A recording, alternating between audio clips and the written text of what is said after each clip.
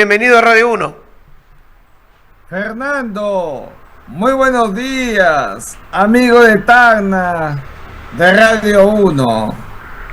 Pues sí, Fernando, te voy a responder como ex canciller y también como hombre del derecho.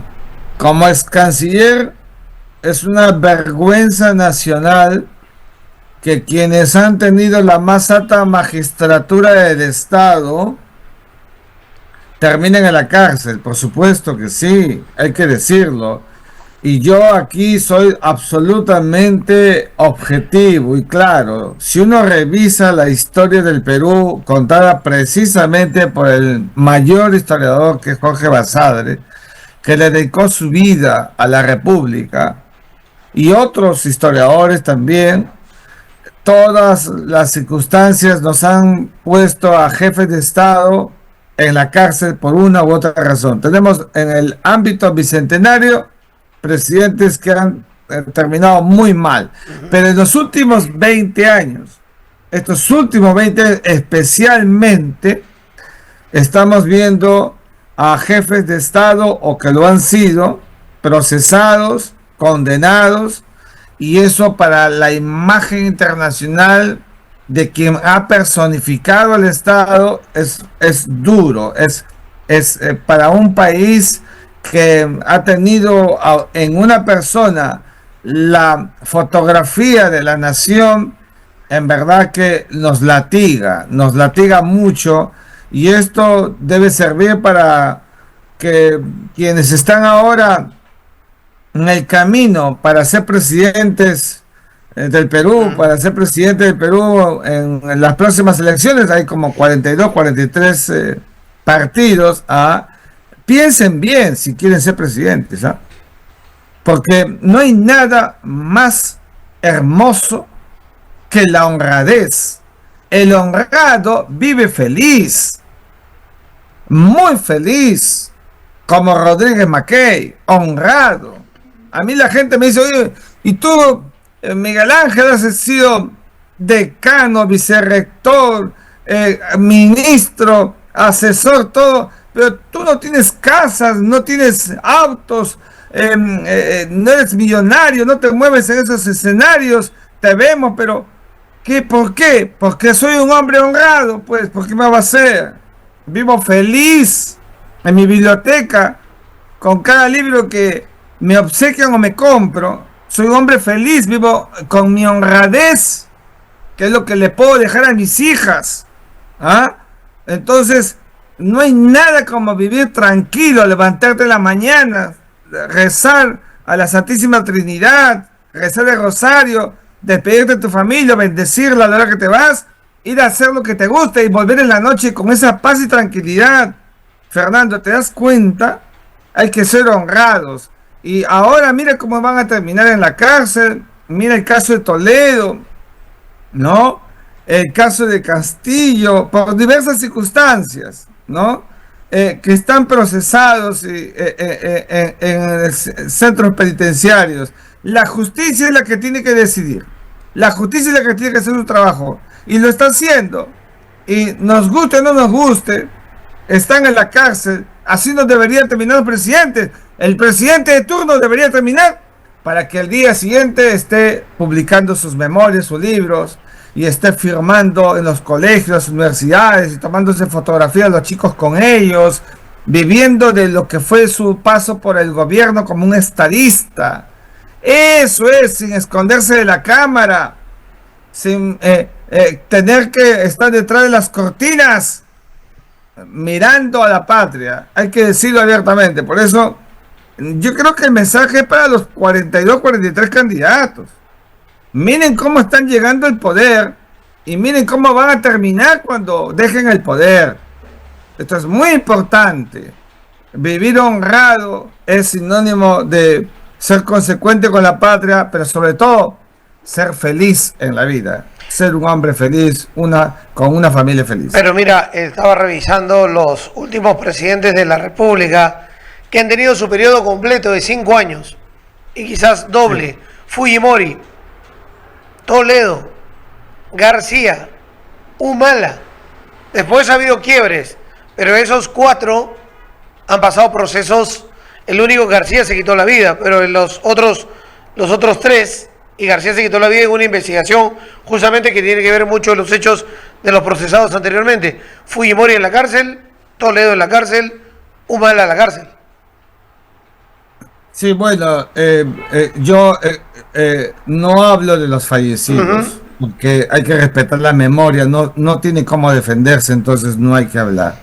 Pero los que están vivos, bueno, decir que mi juicio de valor es el que acabo de referir a todo Tacna y a la patria, que para ser presidente del Perú, por eso es que existe la incapacidad moral, pues, porque la incapacidad moral no se hace cuando uno comete un delito, eso ya pues es el extremo. No, la incapacidad moral es cuando ya no tienes cualidades, virtudes para poder personificar al Estado. Recuerda que la personificación solamente la tiene el jefe de Estado, no la tienes tú ni yo, que podemos representar al Estado, ¿no es cierto? Mañana más tarde Fernando Rondinelli y Miguel Rodríguez Mackey van a una reunión internacional para hablar sobre el Perú y en representación de la patria, ya está. Pero personificar que el Estado se hace persona humana, eso solamente lo tiene el presidente de la República. Entonces es una membresía tan alta que su moral tiene que ser pues muy alta, muy elevada. No puede mentir, no puede dislocarse, no puede contradecirse, porque si no, vaca. Entonces, una vez me preguntaba un alumno en una clase: doctor, usted ha dicho que si a un presidente se le graba en un supermercado tendero, o sea, te coge algo y se lo mete al bolsillo como llevándoselo, ¿vaca o no vaca? Sí, vaca. ¿Por qué? Pero si es una cosa simple, me decía el alumno. No, porque lo que ha hecho es una sustracción ilegal, ilegítima. Es al mismo tiempo que un hurto, un acto que no tiene ninguna probidad de mantenerse en la presidencia. Por eso vaca, porque tiene incapacidad moral. Si un presidente dice, ayer que estuve en Argentina, ¿cómo? ¿Ayer estaba usted en Argentina? Si nunca estaba en Argentina, vaca, por mentiroso. ¿Te das cuenta? Y no hay delito, pero es mentira. Entonces no puede sostenerse un presidente Pinocho. Entonces esto hay que entenderlo, porque tiene que ver con la cualidad impoluta que tiene que tener un jefe de Estado. Por eso los candidatos que quieren ser presidentes, hay que decirles, ¿no? Esos que van surgiendo a última hora, ¿no? Que ya creen que pueden ser candidatos, etcétera. Así les digo a todos, ¿no? Esos candidatos que tienen que pensar el sentido de la honradez, el sentido de la lealtad para con la banda presidencial que les va a dar el país cuando sean elegidos presidentes. Esto es muy importante, Fernando, que siempre lo digo a mis alumnos cuando se están formando en el derecho: sean honrados como fiscales, como jueces, como congresistas, porque así vas a vivir feliz. El problema es que creo que ninguno de tus alumnos llegó a ser presidente. Porque después vino PPK, vino Vizcarra, Castillo, Boluarte, y de ahí saco la lista Sagasti, que tiene una acusación constitucional por un tema de haber dado de baja a miembros de la PNP, que es un tema que digamos, básicamente no está en el ámbito de hechos de corrupción, de hechos de recibo de coimas, etcétera, etcétera. Pero nos da un panorama pobre del nivel político de aquellos personajes que entran a la política en nuestro país y que se presentan, algunos como estadistas, otros como iluminados y otros como representantes del pueblo, pero que todos terminan metidos en hechos de corrupción. Bueno, es que nuestro nivel político es muy bajo porque no tenemos un país con formación, dedicado a la formación de partidos políticos, de conciencia política. Aquí no sabemos trabajar en equipo. Aquí, si no eres de la derecha, entonces lo siento. Si no eres de izquierda, entonces lo siento. Mucho prejuicio. No sabemos lo que es ser un hombre de Estado. Cuando tú asumes una función, no, ese fue ministro de tal, congresista de tal. Es el país de las picapiedras, no sabemos tener conciencia política, porque no lo enseñamos en la infancia, en la niñez, en la adolescencia y en la juventud. Por eso que cuando se hacen gobernantes, el poder lo miran de otra manera, lamentablemente, y creen que el poder es circunstancial para saquear al Estado, y lo hacen, ¿ah? Saquean al Estado. Ayer recordaba en una conferencia a José Rufino Echenique, el primer presidente de la bancarrota fiscal, que se tiró toda la plata del guano de salitre, que no nos dejó nada. Por eso vino después la guerra de 1866, no teníamos nada para enfrentar a la flota española, y ya sabes tú que durante la guerra del Pacífico compramos algo, pero tampoco estábamos preparados, porque se tiraban la plata, como ha pasado en el siglo XX y como sigue pasando ahora, porque no hay conciencia. Ahora, y ahí digamos otra cosa, hablando justamente de ese tema, todavía no hemos tocado nada del tema del asilo, pero sobre ese punto, sobre los expresidentes, las situaciones que viven desde el 2000 hacia adelante, no estamos 2025 y hemos tenido esa lista de presidentes que ya le he leído, pero digamos, ni de izquierda ni de derecha se diferencian, ni por ideología hay diferencia en los actos de corrupción. Sí, yo creo que la corrupción no tiene camiseta. El corrupto es corrupto de derecha, de izquierda, rico, pobre, ¿no es cierto? Culto o ignorante. El corrupto es corrupto. Entonces, por eso que la norma jurídica no te pregunta de qué tipo socioeconómico eres, te dice, define, si eres corrupto, ahí está tu sanción. Necesitamos un Estado fuerte para combatir la corrupción, pero mira, yo creo que la corrupción, además del nivel coactivo que ya hemos dicho hasta el cansancio, yo creo que aquí, para que seamos menos corruptos o nada corruptos, que es lo que se busca, hay que invertir mucho en educación, pero acá no quieren invertir en educación. Aquí creen que invertir en educación es, primero, un gasto. No es un gasto, es una inversión. Y segundo, que sus frutos te lo dará en 1000 años. Mentira, te lo dará inmediatamente. Pero hay que saber invertir en educación con estrategia, de manera transversal. Y hay que hacer varios trabajos concomitantes y paralelos. Combate a la criminalidad, desarrollo de infraestructura, tecnología y, por supuesto, la profundidad valorativa, axiológica con una educación. ¿Te imaginas esos 3 vectores? ¿Qué tipo de ciudadano te va a dar? Sin complejos, un ciudadano diferente, un ciudadano de bien, ¿ah? Que sepa respetar, que sepa entender cuándo tienes que darle paso a un auto para que no te metas, o respetar la luz roja. Todo ese conjunto de cosas no nos pasa, nadie se preocupa por eso, y por esa razón seguimos viendo clase política mediocre, como me conoces que hablo, y corrupta, marginal a la verdadera necesidad nacional. Sí, en ese punto tienes total 100% mi apoyo, el tema de que la corrupción se combate con educación. Se combate con educación desde aprender a cruzar la calle o no tocar el claxon.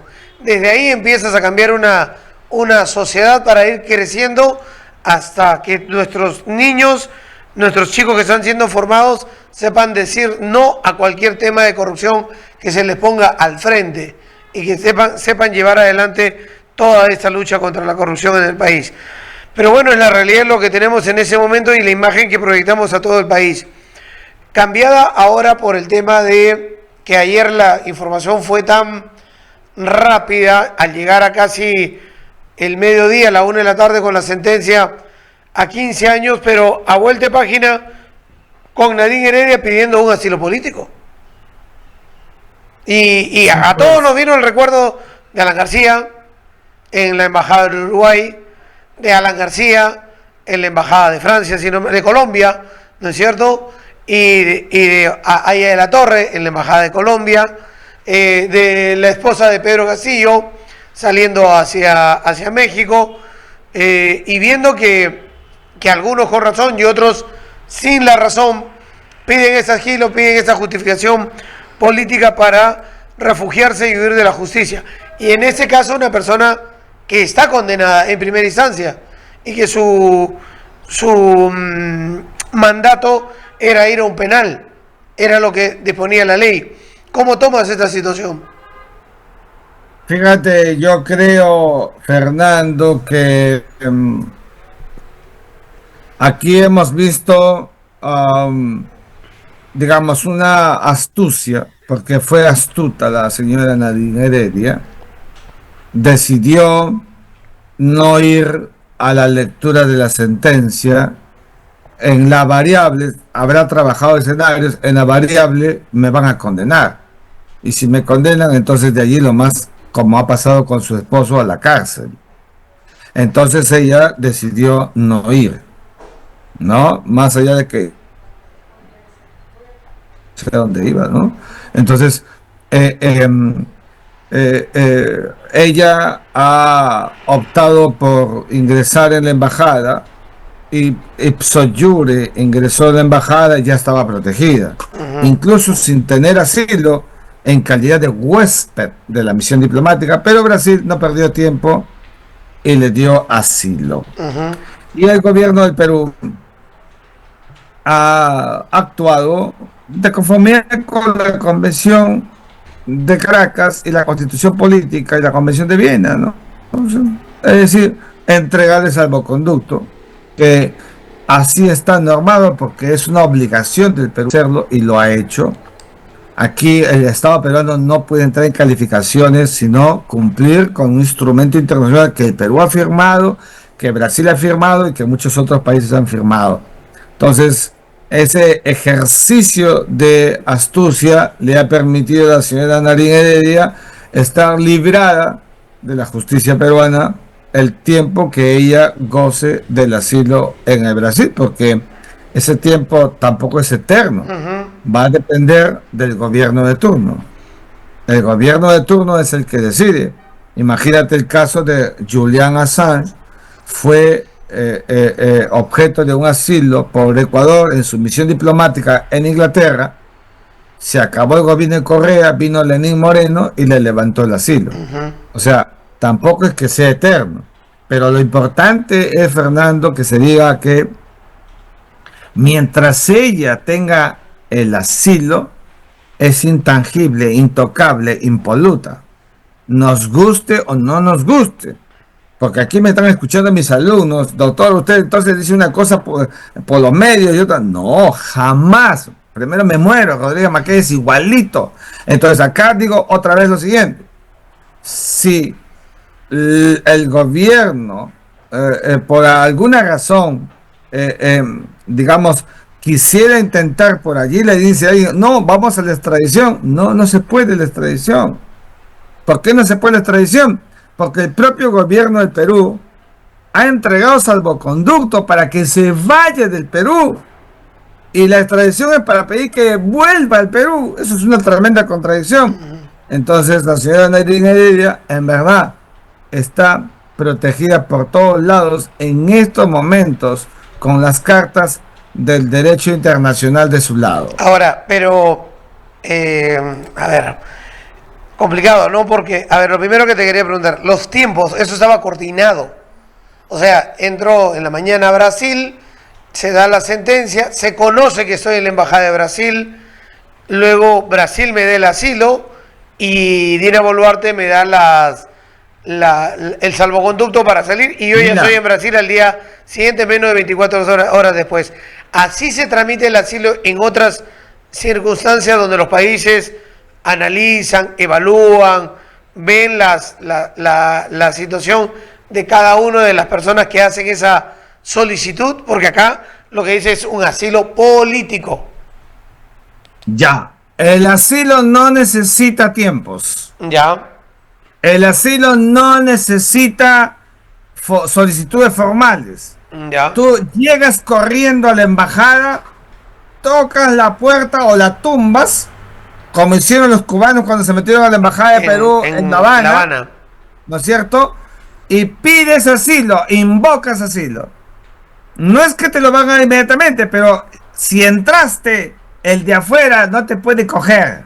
Ya. Esa es la protección del principio de inviolabilidad de la misión diplomática, que escuchaba Alguien decía, no es que es otro territorio. Por el amor de Dios, no es otro país, no es otro territorio. No existe la extraterritorialidad. Es simplemente inviolable. Nada puede entrar. ¿Qué cosa es nada?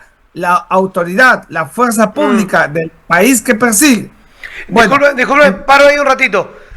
Hace un tiempo no fue en contra de todo el presidente del Ecuador al autorizar el ingreso a la Embajada de México para sacar a un político, si no me equivoco. correcto, lo hizo con el ex vicepresidente Glass de Ecuador. Tiró al suelo el derecho internacional. ¿Y qué hizo Ecuador? Se metió a la Embajada de México y lo sacó. Eso estuvo muy mal. O sea, violó la convención de Caracas y originó el rompimiento de relaciones diplomáticas entre Ecuador y México. No tienen relaciones diplomáticas. Ah, y ojo, que es incluso hasta en otros tiempos, ahora ya no tanto, pero en otros tiempos era motivo de casus belli, de motivo de guerra, en el pasado. Porque entra a una zona que es considerada una especie de territorio. No, no territorio, es una zona considerada inviolable nada más. ¿Por qué te voy a decir que no es otro país, no es otro territorio? Mira, si tu esposa da a luz en la embajada, ¿qué embajada quieres? Pues no sé. La de Ecuador, la de México. Si tu esposa da a luz en la embajada de Ecuador, tu hijito no es ecuatoriano. Pues, ¿entiendes? Si tú vas a la embajada de Ecuador y ves que hay una gresca y alguien muere, ¿no es cierto? Observas si alguien lo mata, hubo una gresca, alguien lo mata, ¿el fiscal de Ecuador va a venir a ver el caso? No, es el nuestro, porque no son soberanas, son inviolables, impenetrables. Esa es la gran diferencia. Por eso no existe la extraterritorialidad. Pero ahí Ecuador se pasó porque no debió haber hecho eso, violó el acuerdo, se rompieron las relaciones, era lo mínimo que debería haber sucedido ahí. El argumento, en otros casos con países vecinos podría haber terminado en guerra. Sí, en el pasado sí, ahora ya... Tú sabes que la guerra hoy día está proscrita por el derecho internacional. A Rusia le llegó altamente, pero está proscrito. Nadie acepta el día de hoy las guerras. Pero lo que te quiero decir es que... el solo hecho de que el gobierno de México le concedió asilo a un imputado que estaba condenado, porque él es vicepresidente, estaba condenado como Nadine Heredia, pero le dio asilo. Y la convención es muy clara y dice, es verdad que no se le debe dar asilo político a condenados, delincuentes, es verdad, pero se olvidan de lo más importante, que dice que quien califica la cesión, la entrega del quien pide en su calidad de asilado, el otorgamiento de asilo, la concesión de asilo, es el Estado acreditado, no el Estado que persigue. Por eso es que para México, el señor ex vicepresidente de México, de Ecuador, era un perseguido político por más que estaba condenado. La señora, era una, para ellos eso, Castillo, la esposa del presidente Castillo, expresidente Castillo, estaba procesada. Para México era una perseguida política y le dio asilo. Y para Brasil lo mismo. Nadine es una perseguida política. Así es, desde el momento en que le da asilo político, es una persecución política, nos guste o no nos guste. Y digamos, el gobierno y la Cancillería, al emitir el salvoconducto, lo hicieron rápido, quisieron sacarse rápido el problema, fue una reacción ágil o ya estaba coordinado eso. Yo te respondo según la carta. ¿Quieres que te conteste como profesor de Chiste al final o como ex canciller? Como es canciller primero, como es canciller. Como es canciller, político quiero algo más político. No, yo creo que el gobierno no quiere hacerse problemas. Rápido, antes que me presione alguien. Te vas rápido. no tengo 2%, 3%. O sea, no quiere hacerse problemas y Ya. la dejó ir al instante. ¿Te das cuenta? Entonces, mantenerla en la embajada. Bien raro en este gobierno que hagan algo rápido, ¿no? Bueno, es que, y ahí quería ir también. El asilo, aun cuando te dije que es un portazo, tú tocas y entras, también es cierto que hay quienes hacen su llamadita previa Mm, y le dicen, ¿me puedes dar asilo? Van previamente y le dicen que sí, te vamos a dar asilo. O sea que ya está decantado y conversado. Eso es realismo político, diplomático, que tengo que decirlo. Porque si no, ¿cómo le vamos a decir a la opinión pública mentiras? Hay que decir la Y, verdad. y la opinión del profesor universitario, el catedrático. El catedrático dice que el gobierno del Perú tenía que hacerlo lo más temprano posible porque la constitución política es mandatoria, que dice que el Estado peruano consagra constitucionalmente la entrega del salvoconducto a aquel que ha requerido el asilo al Estado acreditado. Ya, ahora, lo más probable es que Heredia se quede en Brasil hasta que Lula sea presidente o el Partido de los Trabajadores mantenga el gobierno. Correcto. Y lo mismo, por ejemplo, lo que le ha pasado a a la esposa del presidente Castillo, lo mismo. Ella, Mm, 5 años más, por lo menos, o 4 años más, por lo menos, está asegurada en México. ujú. ¿No es cierto? Porque el gobierno de turno es el que conduce la política exterior del Estado. Pregunta Puede cambiar de un momento a otro. pregunta de oyente sobre derecho internacional. Teniendo asilo Nadine Heredia en el Brasil, ¿el Perú puede realizar un proceso de extradición? Respuesta negativa. No. Pero lo voy a explicar Ya. rápidamente. Es decir, en el Poder Judicial se puede iniciar el proceso. Se abre el cuadernillo de extradición. Pero ese cuadernillo de extradición, Fernando, va a llegar de la Corte Suprema, pasa a la sesión del Consejo de Ministros. En el Consejo de Ministros se toma la decisión si al lugar o no para pedir el asilo. Entonces, para pedir la extradición. Entonces, ¿tú crees que el gobierno del Perú, que un día antes ha extendido salvoconducto para que se vaya, va a aprobar la extradición para que vuelva? Es una tremenda contradicción. Eso no existe. Por eso es que el otorgamiento del asilo congela ipso facto e ipso iure la extradición. Perfecto. En el hipotético caso que acabe el gobierno de Lula y viene otro gobierno, ¿Heredia puede pedir asilo a otra nación? Sí, muy bien, porque es un principio del derecho internacional que no debe dejarse de lado el principio de no devolución. ¿Qué significa esto?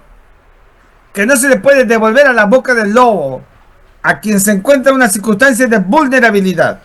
Por tanto, lo que debería hacerse, si acaso termina y viene otro gobierno y ya no quiere asilarla, ella tendrá que negociar con otro país para que le dé asilo. Si no le dan asilo, va a pasar lo que pasó con el gobierno de Lenín Moreno, que hizo muy mal en abrir la embajada, ¿no es cierto?, para que la policía londinense entre y saque por la fuerza a Julian Assange. ¿Te acordarás conmigo?